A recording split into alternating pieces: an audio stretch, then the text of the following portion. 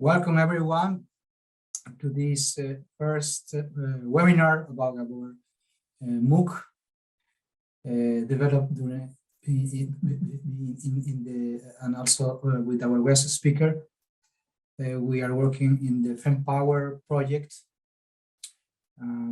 We are focusing on clean energy transition.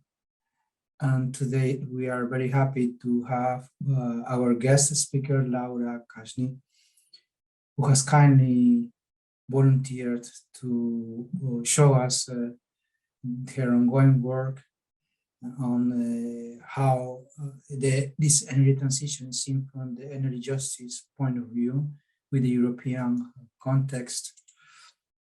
And Laura is a PhD researcher in the European energy law at the Tilburg University of Law in the Netherlands.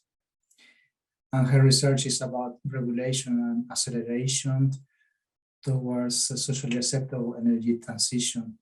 And the focus is on energy justice and how to address trade-offs of public interest in the European regulation. So this research aims to shed light and emphasis on the changing roles of market players and how to tackle regulatory tensions arising from this shift in the decision-making process.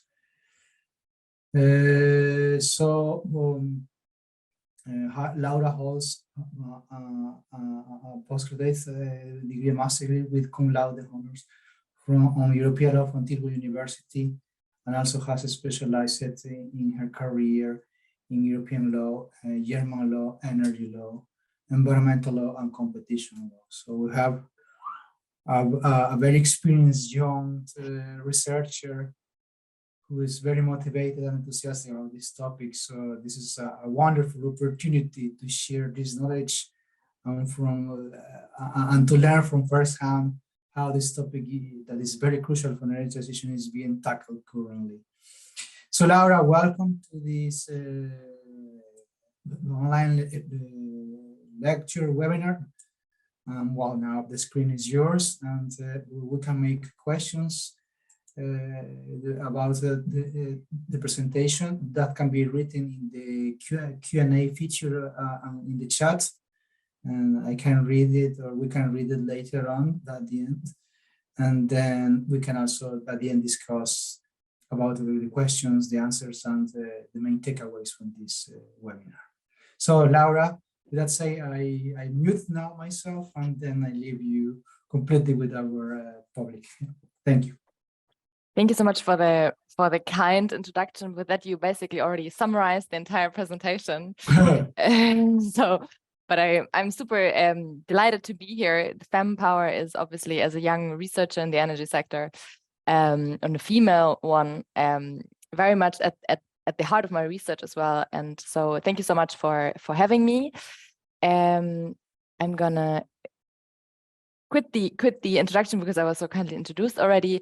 I'm a PhD candidate in my final year, and I'm always looking forward to interacting with other researchers. So if you have ever any questions or want to discuss more, my email is, you can find it in the slides. So feel free to reach out. To give you a little bit of an overview of what is coming, a short agenda.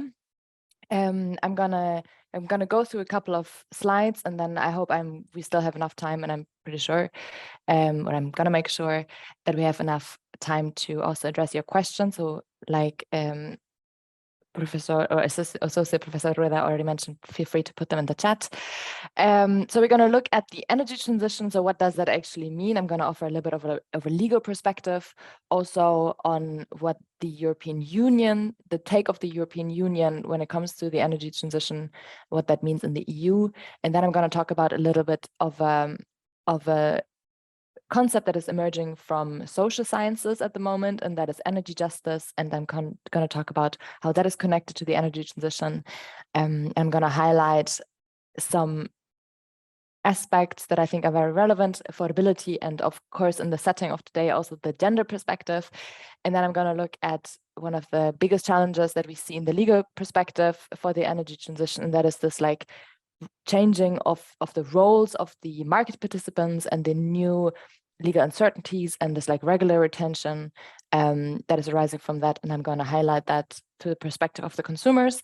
And then in the interaction of DSOs, so distribution system operators, so these basically the operators of the infrastructure that bring energy, electricity or gas to your house, and then the national regulatory authorities, which are every member state has one. I think it's the Bundesnetzagentur in Germany, the ACM in the Netherlands. In Spain, I think it's like Comisión Nacional de Mercados y la Competencia. But for the other members, I'm not sure how they're called, but it's easy to Google. All right, so what does the energy transition actually mean? And here we have these four Ds basically, and we're talking, of course, about the decarbonization of the energy system. So really moving from fossil fuels to low carbon or like carbon neutral economy, and that we're going to realize through the decentralization. So moving away from this like very top-down approach of fossil fuel companies that are the incumbent, that are very large, to decentralization, where we're moving our focus to consumers, with solar panels on our roofs, and we becoming prosumers, like little active consumers ourselves, producers ourselves. And that obviously plays an important role in the democratization of the energy sector. That is also part of an objective that we have in the energy transition. And of course, to facilitate all of this, we need to digitalize the energy systems. And here we're talking about like rollout of smart meters, what means energy data, how do we collect energy data, who should be the one in charge of that. So these are a little bit the definition of what we currently see as the energy transition. And then with every transition, you have these four phases, basically. You have this pre-development where you see changes on a very individual level. Then you have this takeoff phase where you see this kind of like these individual levels accumulating and becoming more structural. And currently we are in the acceleration phase where we see structural changes across the value chain, across all regulatory levels. And with the objective of stabilization at some point where we reach kind of this like new equilibrium. And of course, in the European Union, we also ask ourselves, so what does the energy transition mean for us? And just to give a little bit of maybe like a disclaimer, there's a difference between policy and law. Policy is usually something that is like an objective of what we want the law to become, but it's not law yet. So it's not necessarily rights that we have, but it's something where we discuss our social values as society and how we want law to turn out in future, basically. And here in 2016, I think it was, the European Commission, as part of their kind of like fourth package to overhaul the energy sector, they do it kind of like periodically. They introduced the clean energy package. So we really want to move to a decarbonized energy sector or decarbonized economy, and therefore they introduced this like policy framework saying like, this is what we want to achieve, and for that we need to change law. And here they said, we want the energy transition to happen, but we want it to be gradual, we want it to be just, we want it to be inclusive, socially fair. And we don't only want to look at, for example, electricity or gas separately. We want to look at this like whole of economy approach where we look at consumers, where we look at cross technology. And we want to do so in such a way that no one is left behind. But I mean, looking at the law, or looking as a lawyer, where we really interpret every word and we work a lot with language, what does that actually mean? Because what I believe is socially fair and inclusive energy transition doesn't necessarily mean the same to any one of you, or what Poland considers a just energy transition is probably not the same as what Spain considers to be a just energy transition. So from a legal perspective, these are kind of like empty words that miss concretization. We really need to learn, we really need to figure out what that means for us, to have a socially fair energy transition. And with that, I wanted to do a little poll, and I wanted to ask you to put maybe in the chat a couple of keywords or a short sentence of what you consider a just energy transition to be. And I think I can read it in the chat myself, if I'm not mistaken. So maybe while you are writing the answers, or what you consider, I can tell you already what the Commission is considering a just transition to be. And there's one article basically that has found it into the regulation, and that is called just transition. So that is already law. And here they say a just transition is basically one that makes sure that coal affected areas, or like regions that are coal dependent, or like where they're really fossil fuel dependent, receive the necessary, I think you call it reskilling, or like kind of like training to find new jobs in other areas. And from my perspective, and I think we already see that with one of our panelists saying, one of our students saying, participants saying that affordable for every social class. I agree. That's definitely one important aspect of a just transition. But we see that there's like take of having this like coal focus or fossil fuel regions focus is very limited, and that the energy transition, especially to be one that is socially accepted and socially fair, goes well beyond that.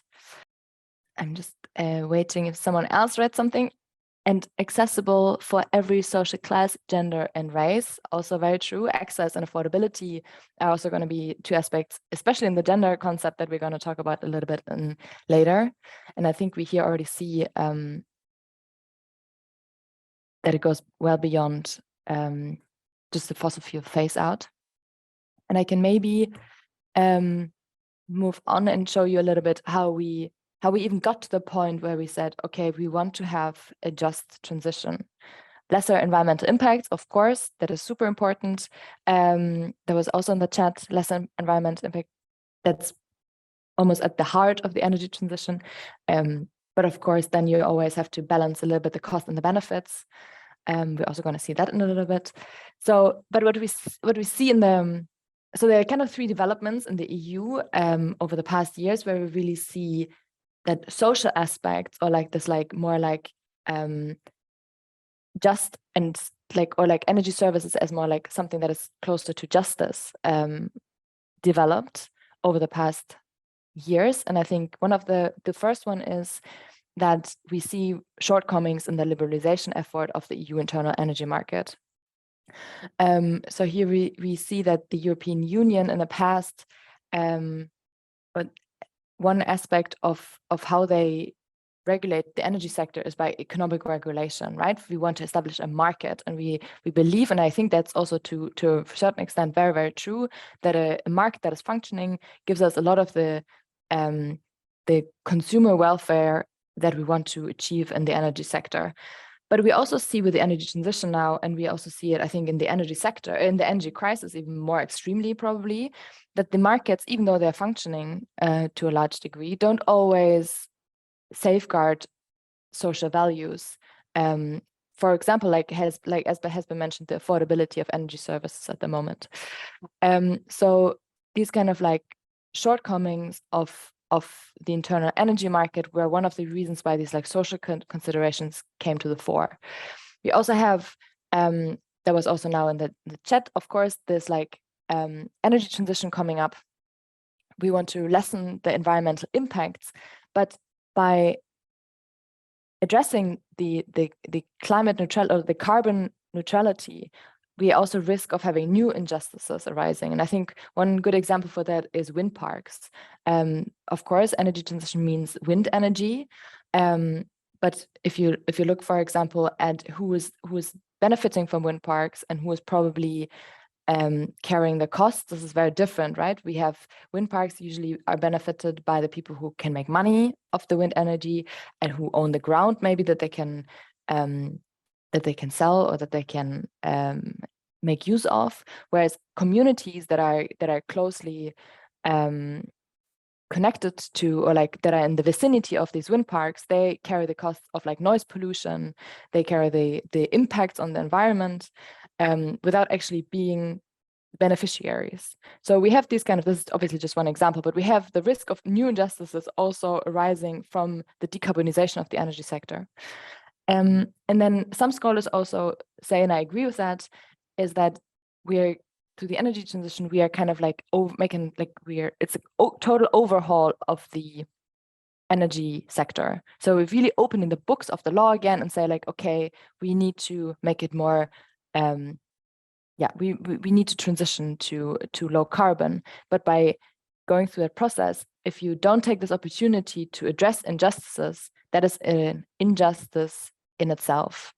So this overhaul is basically a reason in itself, this modernization is a reason in itself to consider more the social aspects and injustices that we currently have in the energy sector. All right, but that brings us to the question, okay, but then what does energy justice actually mean? What is a just energy sector? We still don't have an answer.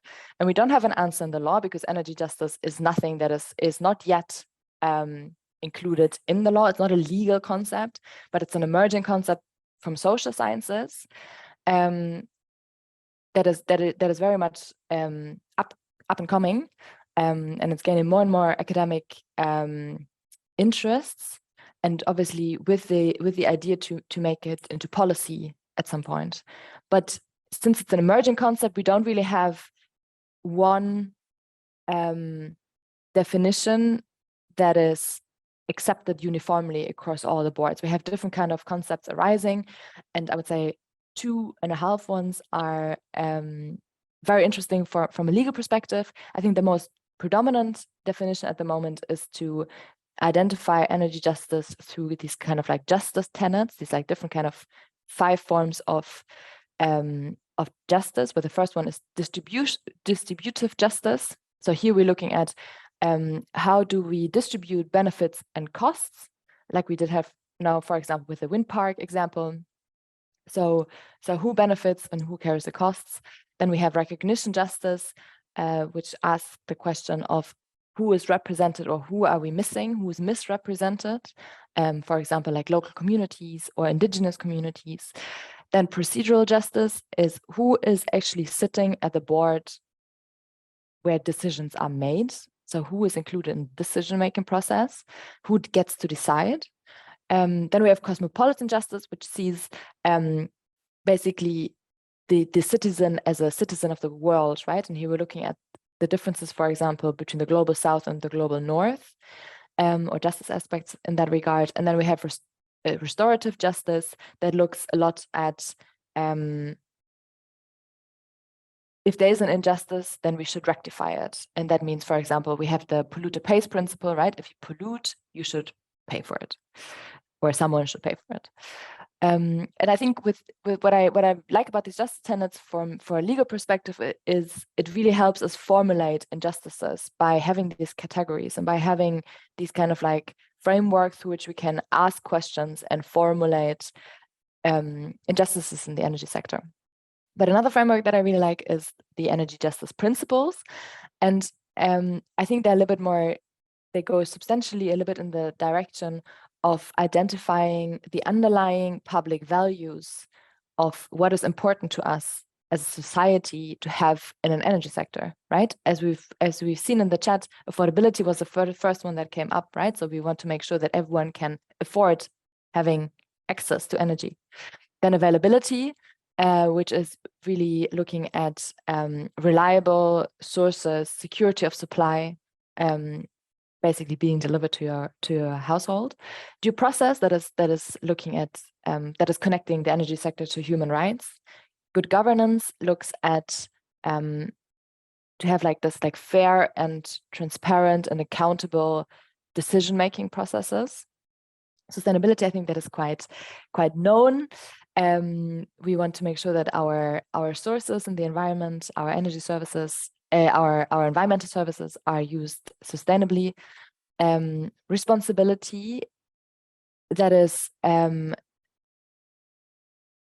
basically that we have the responsibility to protect the environment. so responsibility towards the nature. Resistance means that we can resist injustices. So that goes to like public education, that goes to protesting. And then we have intersectionality, which I think is very interesting also in the context of this webinar today, where we're looking a little bit at who is the law not representing? Is it really identifying questions of gender, but it also could include questions of rights of nature. And then intergenerational justice and intragenerational justice, which sometimes are seen a little bit as conflicting. So intergenerational justice, so justice between generations, for example, between our generation and the future generations, and intragenerational justice, which means justice within one generation. But some scholars say our energy sectors within the different member states, for example, or countries, they're so different that it's really difficult to pinpoint one definition, right? Because like I've said, Poland, for example, with their coal industry, they probably need something very different, or for them, energy justice means probably something else than Spain, which has like a lot of potential for solar. And also a city, for example, needs probably something else, or considers energy justice something else than an island, right? Because we've all very different, it depends a lot on like our past fossil fuel dependencies. It depends on the structures of our society. So they say that we cannot have a homogeneous definition. Well, what I take out of that for the legal perspective is a little bit that we need to have interpretations of energy justice on all regulatory levels, which leave room for interconnection, right? We need to look at the municipalities need to look at what does energy justice mean for them, the regional level, the national level, the member state level, but also the EU level. And I think on an EU level, what energy justice needs to deliver is really like guidance and a sense of direction for member states to kind of these like objectives to this is where we want to go as society. But then it also needs to deliver sufficient flexibility to make sure that member states can address their differences and their fossil fuel dependencies and the choice of energy mixes. Some want to use wind over solar, for example. Next slide. All right, and so I'm promising this is the only like law provision that I'm throwing at you, but I think for energy justice, it's very important. It's a very important provision. And we have in the EU, we have 2 treaties, or if you consider the Charter of Fundamental Rights, another one, then it's like we have 3 treaties that are really like the foundation of the European Union. And one of them is the Treaty on the Functioning of the European Union. And we have one very important provision, that's Article 194, that establishes a little bit like what is the EU allowed to do, what is our member states allowed to do. And I thought it was really interesting. This is like a provision that is kind of like the umbrella for all the laws that you can derive from this, right? So I wanted to see how much of energy justice do we have in this like overarching provision of energy law. And I don't want to go too much into the legal details, but I wanted to show you some takeaways. And that is, first of all, like a lot of this is based on this like energy trilemma. I think we see that always or very often in energy regulation. You have this kind of like triangle where you have economic aspects, political aspects, and environmental aspects. And these are these competing interests that, as when we look at regulation, we want to maximize. But since they're competing, we cannot achieve all simultaneously. We have to weigh them in a given setting. And here we see that the economic aspects we see in the functioning of the energy market and the internal market. We see the political aspects and the security of energy supply. That is obviously through the energy crisis now again very much in the focus. And then we see the environmental aspects, like the need to preserve and improve the environment, but also more specifically, we need to promote energy efficiency in the development of new and renewable forms of energy. What we don't see, social aspects. this is a little bit has something to do with what we mentioned before, that the European Union understands a functioning energy market as something that can deliver on consumer welfare and that really can deliver on all the social aspects. But we don't see any aspects like energy as affordability, for example, right? Or social exclusion being included. And that's why in scholarship, for example, people have said, or like other scholars have said, that the energy trilemma, while we have these like competing interests, in the center should be, at the core should be justice, right? The way that we balance these competing interests should be through the lens of energy justice. So I think that was really interesting to see that we're lacking, and also, but something else that we are, well, in principle, not lacking, and that is the environmental part of it. Here we see, for example, the environment is something that has been stressed several times throughout the provision, energy efficiency, improve and preserve the environment, renewable energy sources. But when we look actually at the case law and look at how this is applied, we see that in EU law, like this entire body of energy law, of environmental law that has like principles like the precautionary principle, or what we mentioned before, the polluter pays principle, they are not applied actually to the energy sector. So we see them basically from a legal perspective, they're two separate areas, even though environment should be a very important aspect of energy regulation. But in practice, it's a little bit more separated. What has become super important in the recent year is the principle of solidarity. We had a couple of, we had a very important case law or judgment on that as well. And it's obviously now also important in the sense of the energy crisis. And what I think is so interesting about it from the perspective of energy justice is that it aims to, well, the goal of the principle of solidarity is basically saying that member states, because member states still have a lot of leeway to make their own decisions, right? Not the EU is not dictating everything. There's a lot of room, for example, to choose your mix of of energy sources, for example. But we see that, for example, with nuclear in Germany, that your decision to not have nuclear has an impact often, or your energy mix has an impact also on neighboring member states. So here the principle of solidarity says you need to at least take into account the interests of the EU and interests of the other member states. That doesn't mean that gives you absolute rights. That doesn't mean that like things happen exactly the way that you want them to be. But it creates this kind of like dialogue on an institutional level where we have to sit down and really talk about distributive justice, right? Where we talk about like, do we like the benefits and costs, can we maybe more equally come to better results? But one big shortcoming in that regard, and I think this was very painfully felt now during the energy crisis, is that at the end of the day, the energy market and the solidarity aspects of it also are very much reliant on the interconnection between member states. So a very technical requirement that we need to have the infrastructure to distribute energy across member states. And that's something that is still quite limited, where we really see that member states, even if they would want to act in solidarity, they cannot, because it's just technically not possible, because we are missing the interconnectors, we're missing the pipelines. That brings us to our first kind of like aspect that I wanted to highlight, also in the context of what we just looked at. I already said affordability is not explicitly mentioned in this like overarching, in this like umbrella provision, but it's also not explicitly regulated in the law that is kind of like derived from that, right? So in this like we call it secondary legislation that looks at electricity in more detail, or the gas sector in more detail.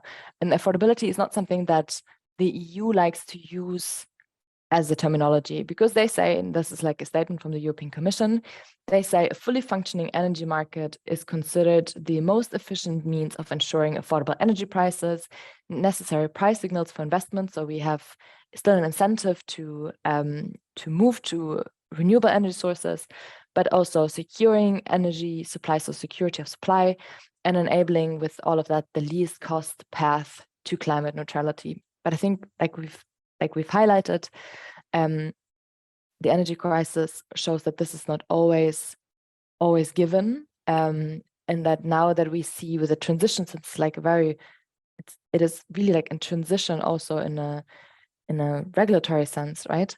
That there are a lot of costs associated with it, and that is something that really threatens the affordability of energy services. So it's not something that we can just answer by saying, well, we leave it to a fully functioning energy market, but it's something that we should pay more attention to. But then again, what does affordability mean? How do you define affordability as a society? And here, energy justice, but like we've said, like we've seen with these principles that I showed before, one of them was affordability, and affordability here was defined as energy services are basically affordable when they don't exceed more than 10% of a citizen's income. And looking at what we pay for energy at the moment, I think there are a lot of households that are exceeding these 10%.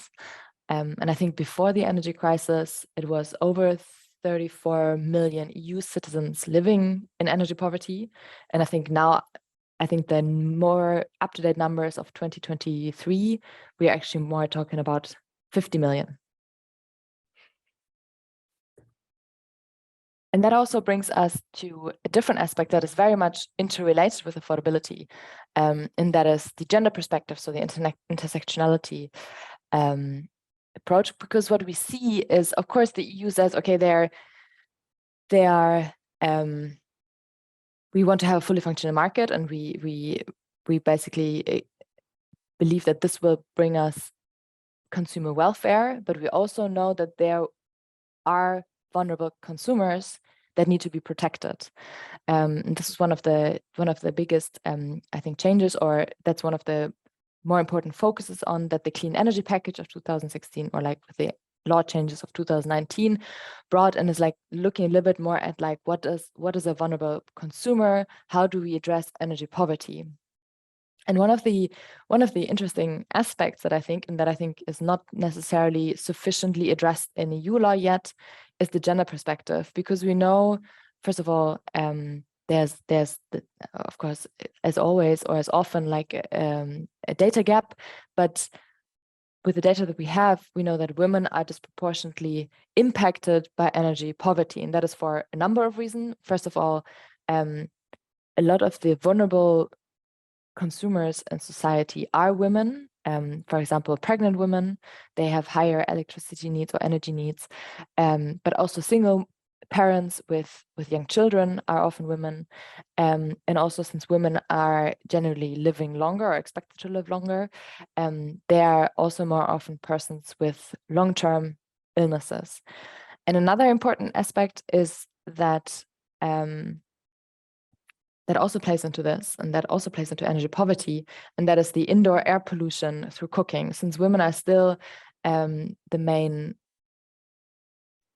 or like the parent or the gender that is cooking in households, that has cooking responsibilities, they are more often exposed to air pollution from charcoal and coal cooking sources. And what I think is also interesting to note is that the demographic that is most vulnerable to energy poverty are actually elderly women. I think that is also like a logical conclusion from the perspectives that we just raised.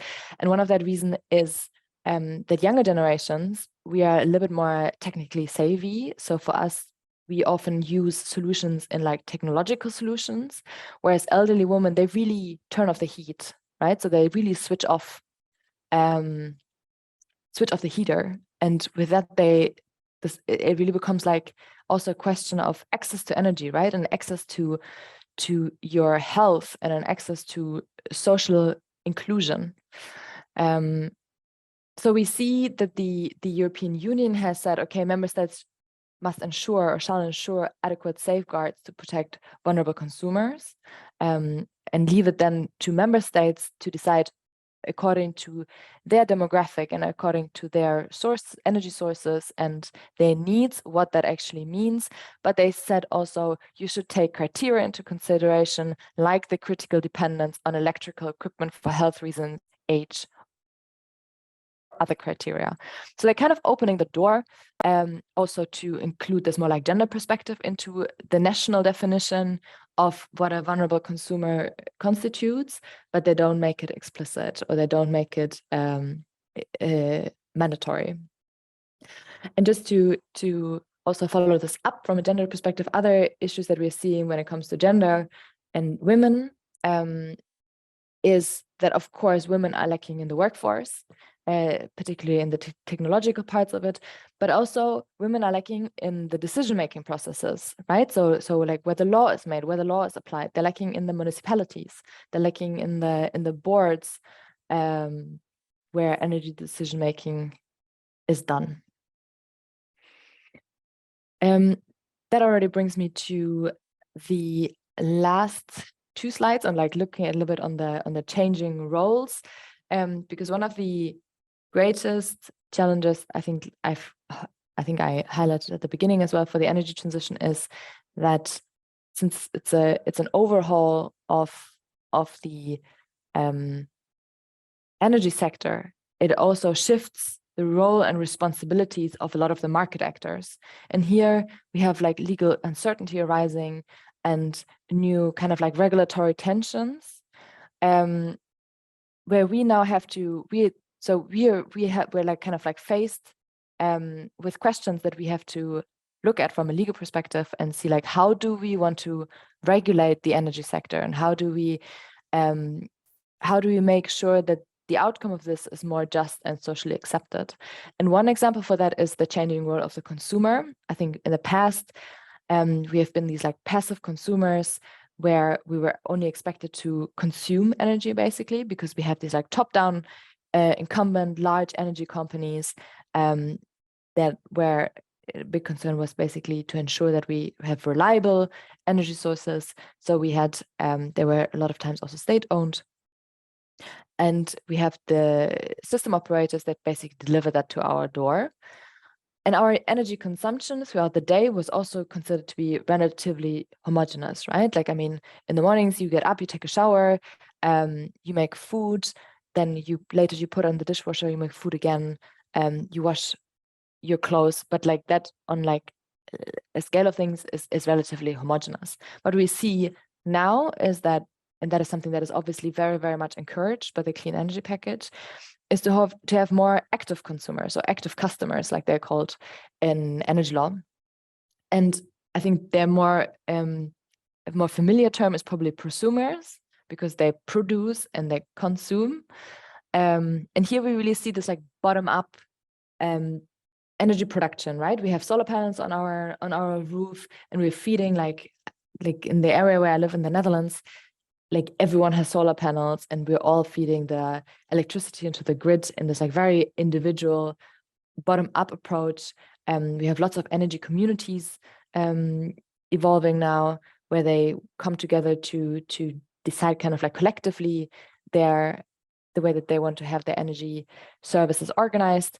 And all of this is obviously done through the technological advancements of solar panels and also electric vehicles, right? But what we see now from the past, where we had this like very homogeneous energy consumption, we now have we're kind of like undershooting and overshooting in capacity. When the sun is shining, we're using very, very little electricity because we can rely on our solar panels. Whereas when we come home from work, for example, everyone has empty batteries in their car, so everyone is charging their car and is like using a lot of electricity from the grid. And this kind of means for the system operators, for the DSOs, that we have to now invest into the infrastructure of the system and make sure that we can actually address these like these new capacity requirements. But one of the issues that we see with that is that investments, they cost a lot of money. And there's like a principle called principle of cost reflectivity and principle of cost recovery. The system operators are allowed to charge consumers the money that they needed to invest into the infrastructure. And what we're going to see is that the network charges, so the charges that consumers are charged for the use of the infrastructure, are going to increase. And they're going to increase for everyone. And here we obviously have the question, is that, like the energy justice question basically, is that really fair for passive consumers? Because obviously we have more and more active consumers, but by far not everyone is an active consumer. We have passive consumers who can not afford to install solar panels or have an EV, but for them the prices are also going to go up, and they are kind of like subsidizing the network use of consumers who are active.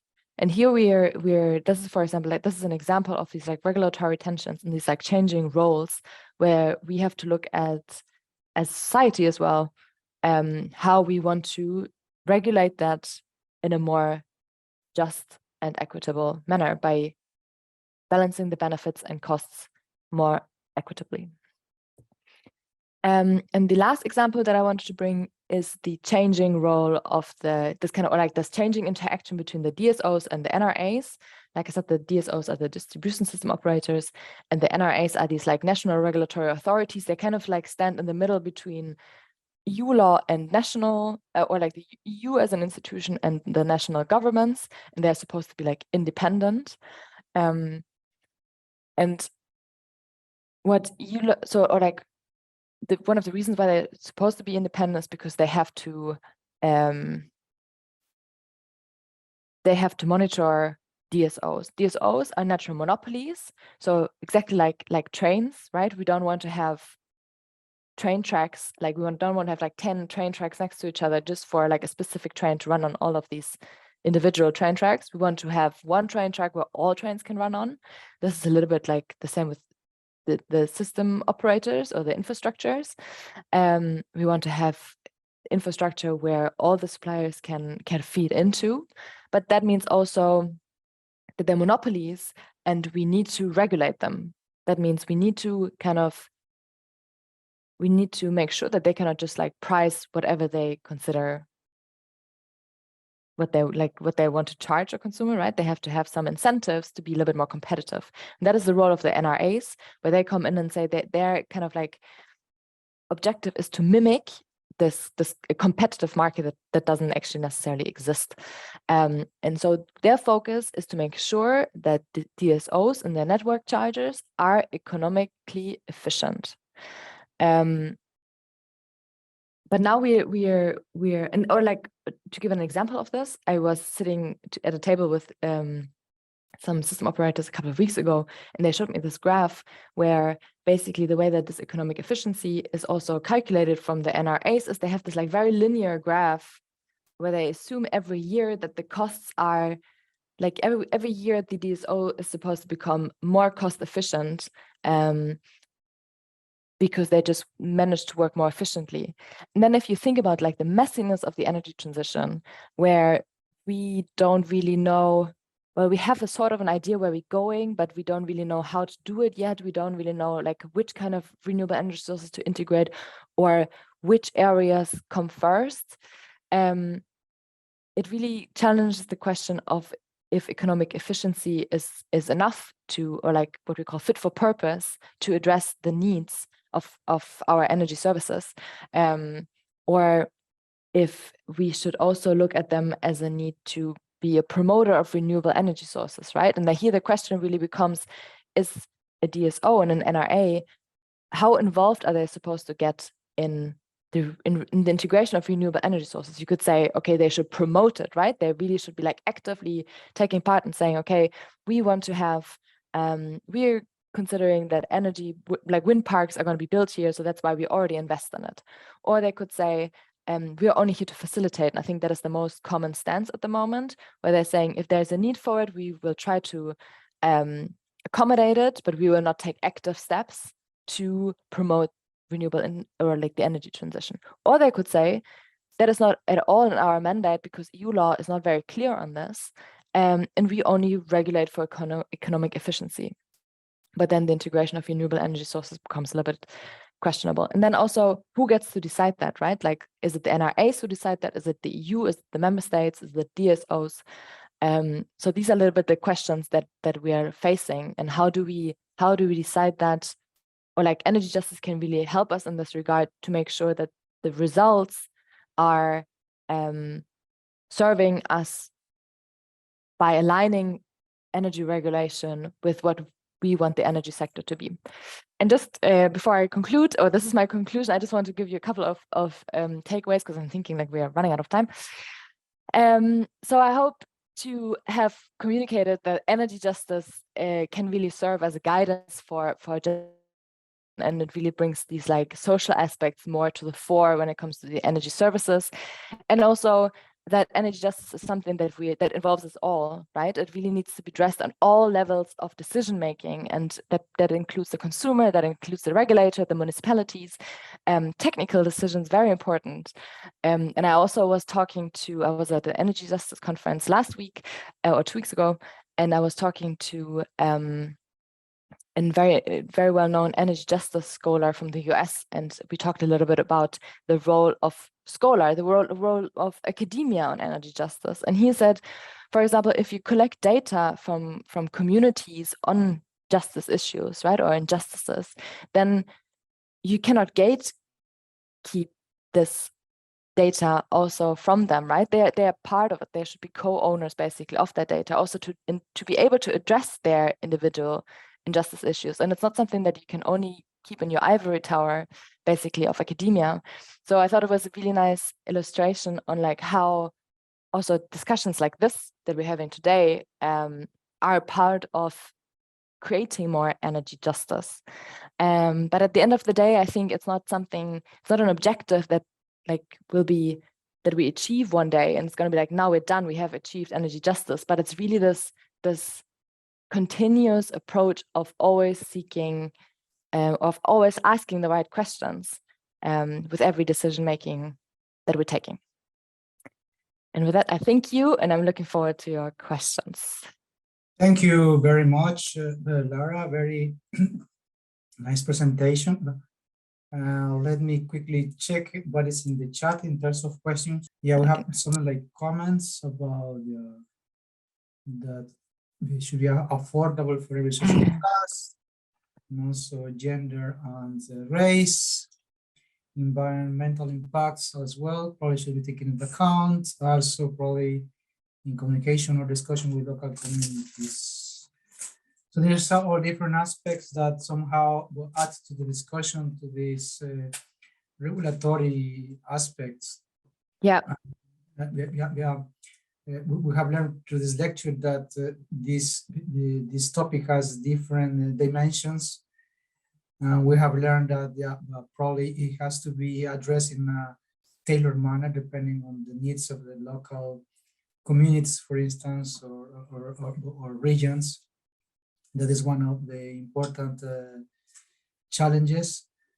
And another thing is, what will be probably the right, this is also a question, maybe we'll try to channel all these remarks into how the regulatory framework, like from policy making, from government or control authorities, you could help us to reflect a bit how this could be revised or openly discussed to improve, for instance, the current practice, because the current practice we have utilities making projections for certain future periods. They trying to take into account different aspects, including some of that they have mentioned here, like environmental impacts on society, like through electricity price or other energy prices. And then this means they take this into account in the projection, and then they more or less sketch some scenarios and trying to determine some expansion plan, like to add new sets. Yeah. Or what would be the operational expenditures. And after that, then all these costs are more or less distributed with some methodology through to the users, and that means the ones that connect to the networks to generate, to transmit or distribute energy, and those who are the end consumers of different categories. So this is more or less some established process. There are some established processes in the different countries with, of course, which might differ a bit the regulation according to the local societies, but in general that will be the approach. So could we probably say some few words in which ways that approach could be further improved or revised from a legal perspective? Yeah, thank you for this very interesting question. And I think that also goes back to the changing roles, right? So I think what we need to, especially what you mentioned with regard to the utilities and these like spatial planning, right? Like the rollout of investment. I think we need to clarify on what is the role of the national government, what is the role of the utilities, what is the role of the NRAs, who has competence to decide what, right? Because a DSO doesn't have the authority to, they probably have data and like they probably see where investment plans are needed, or like when investment into the grid are needed because they see it in their capacity constraints. But at the end of the day, it is the spatial planning, for example, and to say, okay, this is like where we're going to introduce hydrogen, or this is where we want to have more wind parks. That is something that has to be decided more on level. So it really, I think when it comes to the law, and I think their EU law also has to improve a little bit, is to really like clarify a little bit more who has decision-making power and what. Not everything is super clearly decided. It's a lot of blurred lines. And I think that is really hindering us from becoming more effective, because instead of sitting together at a table like the DSOs, or like the utilities, the national regulatory authorities and the national government, and kind of like finding a plan of how to address the energy transition, right? The pace of the transition, the spatial planning of the transition, and how to then implement it on the NRA level and the DSO level. We're still discussing on like who is allowed to do what. And I think this is like a legal clarification that we need, that then should bring us further in that regard. And when it comes to the consumer, I think it's important to find this balance between, we want to advance and we want to further promote active consumers, but we also want to make sure that there's no cross-subsidization, and that the passive consumers who cannot get off the grid, we also see it in the gas phase out, right? The more people are abandoning the gas grid, the more expensive it is going to be for the passive consumers, or the consumers that are left on the gas grid, and they probably don't have the financial means to electrify the energy systems.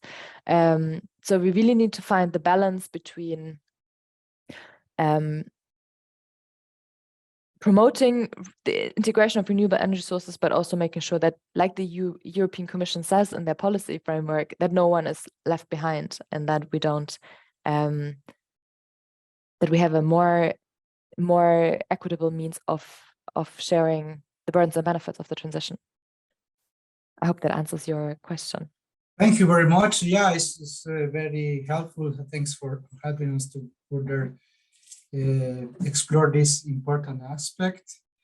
If I look at the chat, there's something like looking at how big distribution system operators benefits during the last year with the prices of energy being high due to the war situation in Ukraine.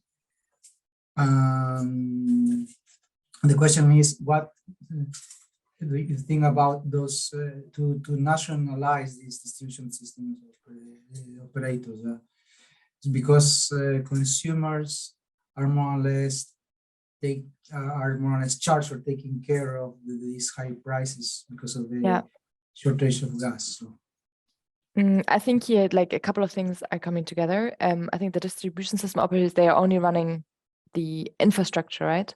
So I don't think that they're necessarily benefiting by the prices of the war. I think there was even a discussion in the Netherlands that because just system operators, they're through their how do you say that, they have also inefficiencies, and they lose some electricity, or they lose some energy through the distribution of energy, and so they also have to buy kind of this electricity back, and they also have to buy it back from these prices that are really high. So they also had some challenges in this regard. But I see your question on like the nationalization. I think that was kind of this. It also came up in like on an academic level, where we talked about, well, we had these like state-owned energy companies that owned kind of like the whole value chain in the past. And one of the biggest reasons of why we don't want to necessarily go back to that is, first of all, we have the liberalization process is already so far that it's not necessarily possible for us to go back to a much more nationalized energy system. But also, we are kind of like working on the assumption that a nationalization would give us more affordable energy prices and would actually give us, let's say, more energy justice. And I think there were very good reasons why we moved away from a nationalization, also because of kind of these aspects. So a nationalization doesn't necessarily give us what we want as a society. So I think we should more focus on the tools that we have. I think that we still have a lot of tools available to us, also in the law, that we just need to be more aware of and use more explicitly to align energy regulation with the needs of society. I hope that answers your question. Yeah, indeed, very, very important. There's this, and then there's one other follow-up question. What could be a strategy to make clean energy solutions appeal more to local communities? Oh, that's also a very good question. I think there are lots of different aspects to it. I think obviously financial incentives is very important, right? We're talking a little bit about like, how do we, if you have local communities, like, can you own the grid, or can you kind of like net your energy bill, so like you subtract what you produce from what you consume, and then kind of like only have like one energy bill, and then your taxation is maybe a little bit different. These are questions that are kind of arising. But what I think is very, very important, and that is, I think, also a challenge that we see in the energy system more broadly, is, or like with like more active consumers, right? The energy sector is very complex, right? And for a consumer to understand, for example, what's going on in the energy crisis is already, for someone who has no connection with energy except from paying the electricity bill at the end of the month, it is really, really difficult to understand. So I think one aspect to make clean energy solutions or like to enhance like these like energy communities is to really facilitate the knowledge and the information and transparency behind the requirements. So it's really more like something that we all, I think, it's responsibility for all of us to make energy decision making more understandable for lay persons. But I think there's also follow up on this. They are resisting, mostly rightfully, because the projects are not for their own consumption, and do not trust that there will be environmental restoration. So I think you're talking a little bit about, for example, wind parks. Is that what I read from this? Or could you maybe give an example? I'm not 100% sure if I understand that question correctly. Yeah, okay, so mostly the Anastasia says that that's the case in Greece. Yeah, so this is like that's also a big discussion. That's a big discussion of energy justice as well. Like, how do we onboard municipalities? And I had a very interesting discussion with another PhD who is researching from a psychological perspective of kind of like acceptance of these like wind parks, or like of wind energy on like a more larger scale. And there she said, for example, like one of her findings of her research was that municipalities, they want to feel included, right? They want to have a say. So there's currently different kind of discussions on how we can incorporate municipalities or like the local communities more in the decision-making processes of wind parks. Sometimes like it can make acceptance can be sometimes facilitated by, there were cases, for example, where communities were allowed to paint, I think they're called the stems of these like wind turbines. So they're not these like white blocks in the middle of the eye, but they fit better into the environment. Or we had other aspects. I think that's an idea that's like currently arising also in the US a little bit, is by making local communities be that's like, I'm not 100% sure if I said this correctly now, but when you apply for that project, or like when you enter this kind of like tender for the project, then a community has to be part of the project, so part of this investment process. And only if you have kind of like the community on your side, then you're allowed to actually get the money to invest into your wind park.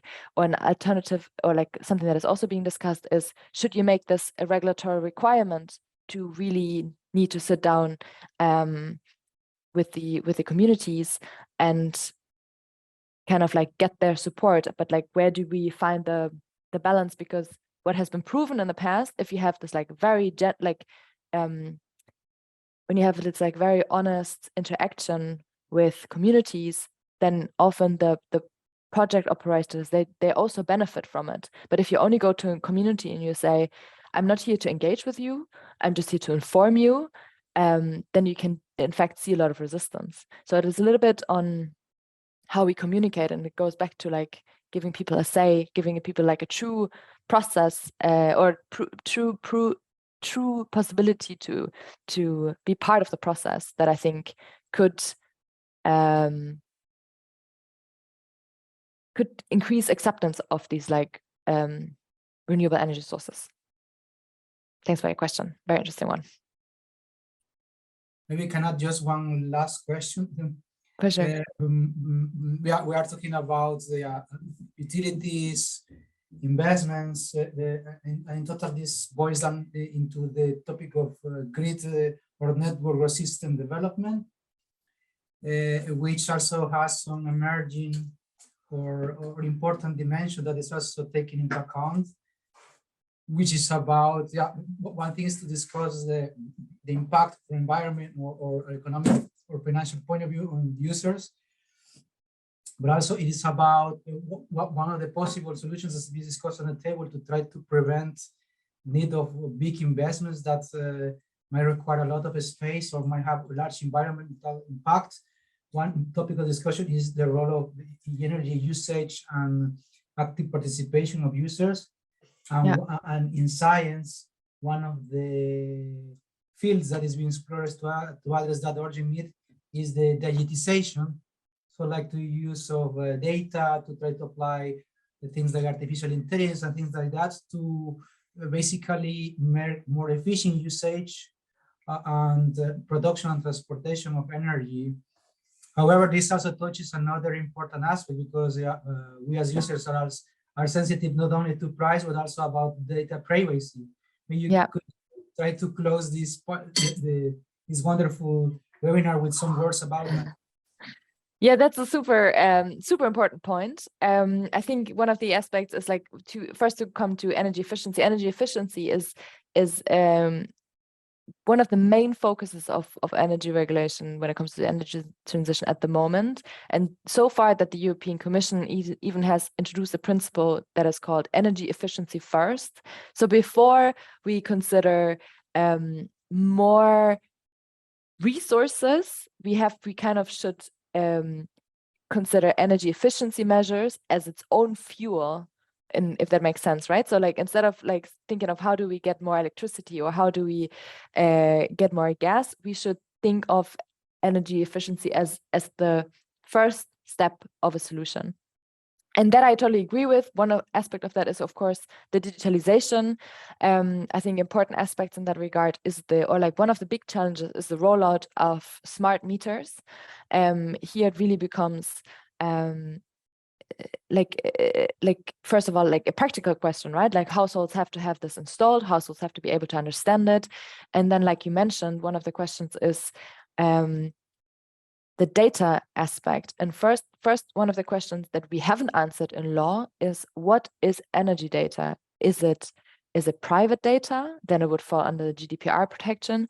Or is it technical data? Then it would probably not fall under the GDPR protection. So it really is like, how do we classify energy data as the data that we have previously not collected to that degree? And it's something that's very sensitive, right? Because we could also, from energy data, we could also basically draw conclusions on how many people are living in the household, what is their daily consumption pattern, etc.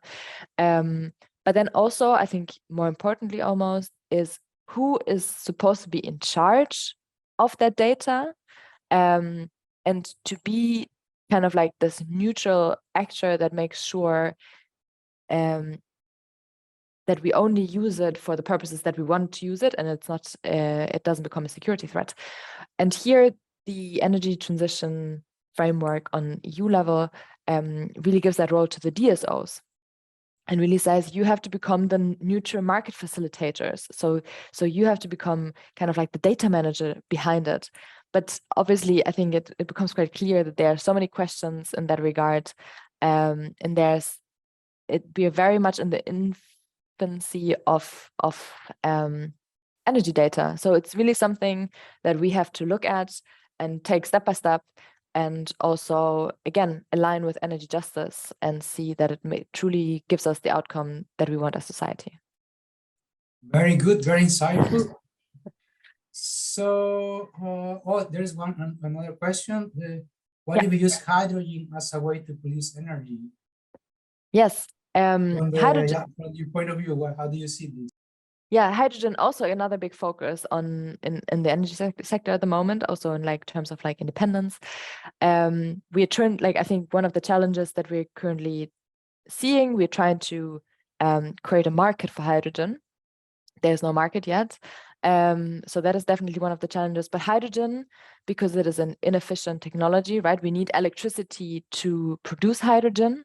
The way that it's considered in the EU currently is to use it for the heavy industry that we cannot electrify. So we're thinking of like shipping, we're thinking of transport in general, we're thinking of steel. These are really the sectors that where we want to use hydrogen, but I don't think we're gonna see hydrogen as a source for consumers. I think we will always choose electricity over hydrogen. And then I think we have to see now how this develops over time, and if we get the market done of hydrogen. I think that is a lot of very interesting questions to be addressed also on an EU level. Thanks for that question. Very helpful. Well, I think we are done more or less with the presentation and round of Q&A. Thank you very much once again, Laura. And then we're looking forward to follow-up discussions as part of the project, and also the subsequent 2 webinars on the summer school by the end of August. Feel free to get in touch. Please. Yeah. Yes. Wanted to say something, please go ahead. No, I just wanted to say thank you for having me. It is such a great project that you guys have going. And thank you everyone for these super interesting questions. And it was a pleasure to be here. And I'm looking forward to see how your other webinars unfold.